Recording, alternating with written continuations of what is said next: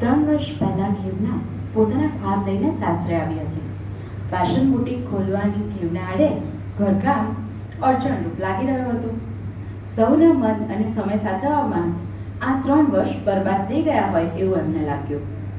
આ વિચારોમાં લાંબો સમયથી બેસી રહેતી અને પોતાના ખંડિત ખ્વાબનું ડિપ્રેશન તેને ઘેરી વળે એ પહેલા ઘરકામ પરવારી ટીવી પર હાર બંધ શ્રેણીઓમાં ગરકાવ થઈ જતી. ખિલખિલ હસતી ખેવના ગુંગળામણમાં ગુમસુમ થઈ ગઈ છે. જો કે કોઈ પણ લક્ષ્ય પ્રાપ્તિ માટે ખેવના સાથે ભાવના પણ હોવી જરૂરી છે. અને હાલ તને એક એવી ભાવનાની મુલાકાત કરાવું જે તારી વિટામિન પી બની રહેશે. મુંબઈમાં ભણીને ઉછરી અને 23મા વર્ષે પરણી અમદાવાદના સંયુક્ત કુટુંબ સાસરિયામાં ભરતી થઈ. ખૂબ ઉત્સાહી અને જીવન પ્રત્યે ભારોભાર રસ ધરાવતી આ સ્નાતક યુવતીને જરા પણ સમય વ્યર્થ કરવો ના ગમે. ઘરકામ ઉપરાંતના સમયમાં એણે પોતાના રસના વિષયો આર્ટ એન્ડ ક્રાફ્ટ ટીચરની નોકરી શાળામાં શરૂ કરી. ભરતભૂષણનો કળા વારસો પોતે મેળવેલો અને જે પ્રત્યે નવીન પ્રયોગો કરતા કરતા પોતે 2 સંતાનોને જન્મ પણ આપ્યો અને એમના ઉછેર સાથે જ્વેલરી મેકિંગનું કામ પણ શીખ્યું. હવે તો અન્યને પણ આ કામ શીખવવા અને વ્યવસાયલક્ષી કામ મેળવવા સહિયરી હેન્ડીક્રાફ્ટ શરૂ કર્યું. પતિ પોતાનો સિરામિક રિટેલરનો ધંધો ધરાવતા એટલે ઘરકામ અને ઘર ભાવનાબેનના ઘરો છે. પણ પત્નીના દરેક શોખમાં સૂર પુરાવે અને ઉત્સાહથી આવકારે. બહુવિધ કળાની સ્વામીની એવા ભાવના ગુજરાતી કુકરી ટીવી શોનો એક જાણીતો એક્સપર્ટ ચહેરો છે. મુંબઈથી અમદાવાદ પાણીને આવ્યા પછી જોયું કે આ તો પતંગેલું ગામ છે અને આવી ઉત્તરાયણ તો ક્યાંય ના હોય.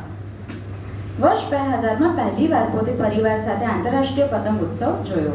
જાણ્યું કે આ પતંગ તો ખૂબ મોટા નોખા કાપડ અને આકારના બને છે અને એને બનાવવા અને ઉડાવવાની અનેરી વૈજ્ઞાનિક સમજ છે. એમના જિજ્ઞાસુ સ્વભાવ અને કળા રસિક મનને ઘણા સવાલો થયા અને તેમને કેટલાક ભૂરાભાઈ અને બહેનો એશિયાના ચીન, જાપાન અને અન્ય પતંગબાજો પાસેથી માહિતી એકઠી કરી, માર્ગદર્શન પણ મેળવ્યું. ઘરે આવીને એમણે એવું કાપડ મેળવી એક પતંગ તૈયાર કર્યો અને પાછા નવા વર્ષે આવેલા આંતરરાષ્ટ્રીય પતંગ ઉત્સવમાં જઈ એમણે ફરી પરદેશી પતંગબાજોને પોતાનો પતંગ બતાવી માર્ગદર્શન મેળવ્યું. આ કામમાં સ્થાનિક પતંગબાજોએ પણ તેમને ખૂબ મદદ કરી અને પછીના વર્ષે યોજાનારા પતંગ ઉત્સવમાં પોતાના પતંગ સાથે તેમને ઉડાન ભરી 2008માં, જ્યાં ગુજરાતના મુખ્યમંત્રી શ્રી નરેન્દ્ર મોદી દ્વારા એવોર્ડ પ્રાપ્ત કરતા ભાવના શૈલેષ મહેતા ભારતના પ્રથમ મહિલા પતંગબાજ જાહેર થયા. પછી તો પતંગે આકાશની જીદ પકડી અને દીપ કાઇટ ફ્લાઇંગ એકેડેમી તેમને શરૂ કરી. પતંગ તૈયાર કરતા પહેલા હાથથી ટાંકા લેતા પણ હવે મશીનની જરૂર લાગી. પાડોશીનું મશીન વાપરતા તે હાંસીપાત્ર બનતા. સ્વિટ્ઝરલેન્ડ નિર્મિત પતંગ પર ખાસ સિલાઈ કામ આપતું મશીન એમણે પોતાના પારિતોષિક રકમમાંથી વસાવ્યું.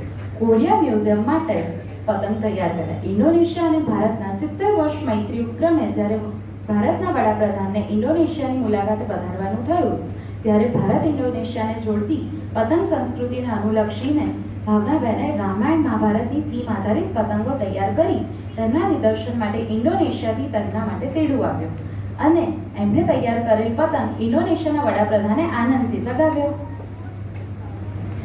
સલમાન ખાન, અમિતાભ બચ્ચન પણ આ ગરબી ગુજરાતના પતંગ ચગાવી ચૂક્યા છે.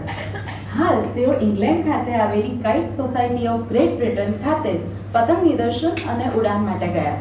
ખેવના, તું સમજી લે, તારા ખ્વાબ પતંગને એક પ્રબળ ભાવનાભરી ડોરનો ઇંતજાર છે. ભારતીય ગૃહિણીના માળખામાં ગોઠવાયેલી દરેક સ્ત્રીને પોતાનો ગમતો પતંગ તેને ઉડાવવા માટેની અગાશી અને ફિરકી જાતે જ તૈયાર કરવાના રહે અને જો એ તૈયાર કરી શકે તો પવનને ફૂંકાતા વાર નથી લાગતી. आ जाओ पतंग लेके अपने ही रंग लेके आसमां का शामियाना आज हमें है सजाना. Thank you. Thank you so much.